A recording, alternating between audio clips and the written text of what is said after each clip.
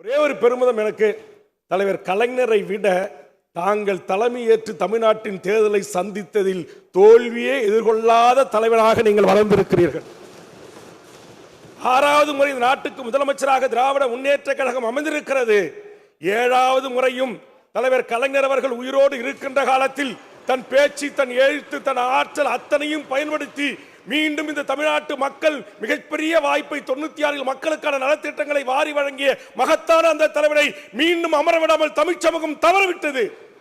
அதுபோன்று தமிழ் சமூகம் தவறவிடக் கூடாது.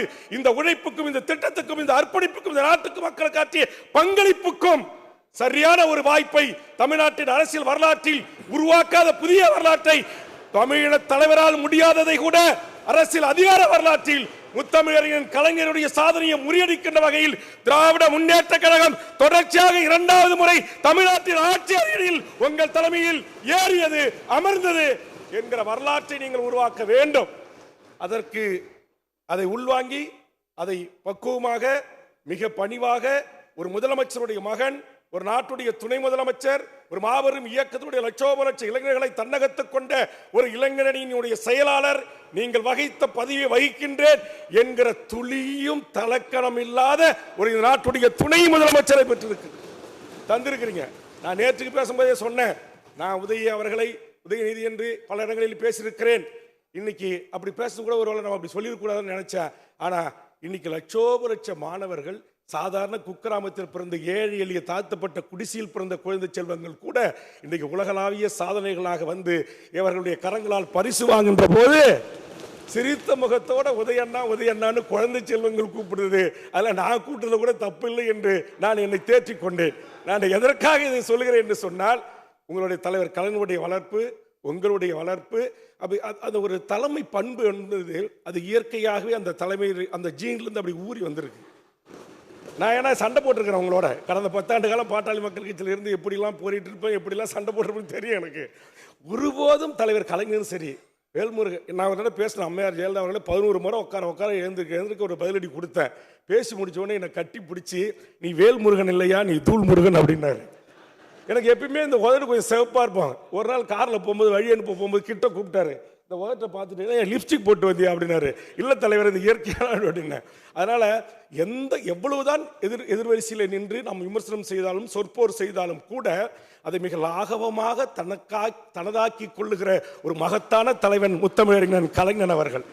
அந்த வழித்தோன்றர்களாக வார்த்தெடுக்கின்ற ஒவ்வொரு தலைவர்களும் நாங்கள் கூட பார்க்குறேன். இந்த உங்களுடைய ஆட்சியில் நீங்கள் கொடுத்த ஃப்ரீடம் தான் தளபதி. நான் பார்க்குறேங்க, அதிமுக மாண்புமிகு எடப்பாடியிலிருந்து அத்தனை முன்னாள் அமைச்சர்களும் நம்முடைய அமைச்சர்கள் எம்எல்ஏக்களோட கைகுலுக்கி நட்பு பாராட்டி நீங்கள் வர்றதுக்கு முன்னாடி இங்கே வந்து பேசுகிற இந்த வரலாறு இருக்குது பாருங்கள். இது தமிழ் சமூகத்திற்கு தேவை. வாழ்கின்ற காலம் கொஞ்சம் காலம், ஆனால் அரசியலாக மக்களை நம்ம சந்திக்கிறோம், தேர்தலுக்கு வரோம். ஆனால் இங்கே எதிர்முதிரமாக இருக்கிறது. அம்மையார் ஜெயலலிதா இருக்கும்போது பார்த்தாலே முடிஞ்சு போச்சு, மறுநாள் பதவி காலி. அந்த ஒரு ஃப்ரீடம் இன்னைக்கு வேலைன்னங்கிட்டலாம். இன்னைக்கு தங்கதேனர் சொன்ன பல அமைச்சர்கிட்ட அத்தனை அதிமுக, எனக்கு தெரிஞ்ச எடப்பாடி தவிர அத்தனை பேரும் வந்துட்டாங்க. இங்கே லாபியில் அத்தனை பேரும் வராங்க, பேசுறாங்க, கை கொடுக்குறாங்க, அன்பு பாராட்டுறாங்க, நட்பு நலம் விசாரிக்கிறாங்க. இந்த மாண்பை உங்களுடைய காலத்தில் உருவாக்கி தந்திருக்கிறீர்கள்.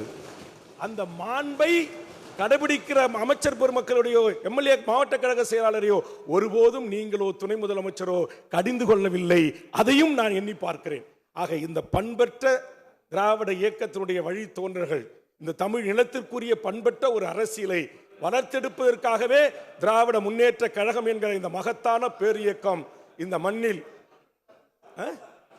பண்பட்ட சொன்னாங்க. பண்பட்ட அதுதான் சொன்னேன். பண்பட்ட இந்த பண்பட்டதான் மாறி இருந்தாலும் பண்பட்ட நான் சொல்றது சரிதான், சரியாதான் இருக்கு. சரியா அதனால ஒரு வார்த்தை தவறா கேட்டு இல்ல இந்த பண்பட்டதான் இந்த பண்பற்றன்னு சொல்லல, பண்பட்ட இந்த அரசியலை தளபதிக்கும் பின்னால் நம்முடைய இளைஞணி துணை முதலமைச்சர் அவர்களும் ஏனைய மூத்த அமைச்சர் பெருமக்களும் இன்றைக்கு கடைபிடிப்பது என்பதும் உண்மையிலேயே இன்றைக்கு மனநிறைவாக இருக்கிறது. அந்த மனநிறைவான இந்த அரசியலை செய்கின்ற திராவிட முன்னேற்ற கழக தலைமையிலான இந்த அரசில் நான் சட்டப்பேரவை உறுப்பினராக இருந்து பணியாற்றி, நான் இங்க எல்லா எதிர்க்கட்சி தலைவர்களும் வரவேற்பாங்க. குறிப்பாக அதனுடைய தொழிலாளர் சட்டம் ஒற்றை ஆளா போய் தலைமை கிட்ட சொன்னேன். மறுநாளே கூட்டணி கட்சி தலைவர்கள் எல்லாரும் போய் சொன்னோம். உடனடியா ரத்து. அந்த எதிர்க்கட்சிகளுக்கும் உரிய மாண்போடு சொல்ல வேண்டிய நேரத்தில் அதை ஏற்றுக்கொண்டு அதை ரத்து செய்கின்ற அந்த மனப்பக்குவம் தளபதி உங்களை தவிர யாருக்கும் அது அமையாது. அதே மாதிரி உயர்கல்வித்துறை அமைச்சர் என்னுடைய திராவிட முன்னேற்ற கழகத்தினுடைய ரூம்மேட்ஸ் கோவி செழியன் அவர்களால் கொண்டு வரப்பட்ட அந்த உயர்கல்வித்துறைக்கான அந்த சட்டம் இன்னைக்கு திரும்ப பெற்றிருக்கு. அதே மாதிரி கூட்டணி கட்சி தலைவர்கள் சொன்ன உடனேயே அதை கேட்டு நடைமுறைப்படுத்துறீங்க பாருங்க. இந்த விட்டு கொடுப்பு என்பதுதான் விட்டு கொடுத்தவர்கள் வீழ்ந்ததாக வரலாறு இல்லை, வாழ்ந்ததாக தான் வரலாறு உண்டு. ஆக எதிர்க்கட்சி வரிசையிலே அமர்ந்து உங்கள் சின்னத்தில் நின்று வெற்றி பெற்று நாங்கள் உங்களுக்கே ஆலோசனை கூறுகிறோமா, எங்களுக்கே ஆலோசனை கூறுகிற இடத்தில் நீங்கள் இருக்கிறீர்களா என்று எடுத்துக்கொள்ளாமல் நீங்கள் அதை அணுகின்ற முறை மாண்புமிகு உறுப்பினர் சேகர் பாபு அமைச்சருக்கும் எங்களுடைய துரைமுருகன் அவர்களுக்கும் எங்களுடைய சிவசங்கரன் போன்றவர்களுக்கும் இங்கே நிறைய இடத்தில் பொன்முடி போன்றவரோடு நாங்கள் மோதி இருக்கிறேன். இருவருக்கும் நாங்கள் வார்த்தை போர் முட்டி இருக்கிறது. அது இந்த அவையோடு சரி. வெளியே போன பிறகு அவரும் எனக்கு பரஸ்பரம் வணக்கம் சொல்லுகிறார், நானும் அவருக்கு வணக்கம் சொல்கிறோம். இந்த பண்பாட்டை உருவாக்கியது திராவிட இயக்கம், திராவிட முன்னேற்ற கழகம். அதை கட்டி காத்து வருகிறது.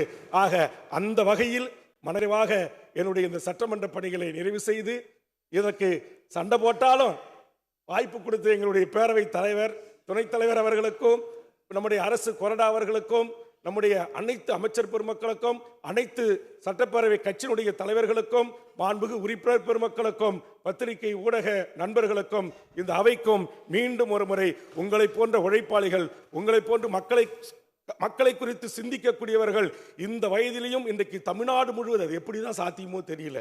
உடனுக்குடன் செய்திகளை தெரிந்து கொள்ள சன் நியூஸ் பெல் ஐகானை கிளிக் பண்ணுங்க.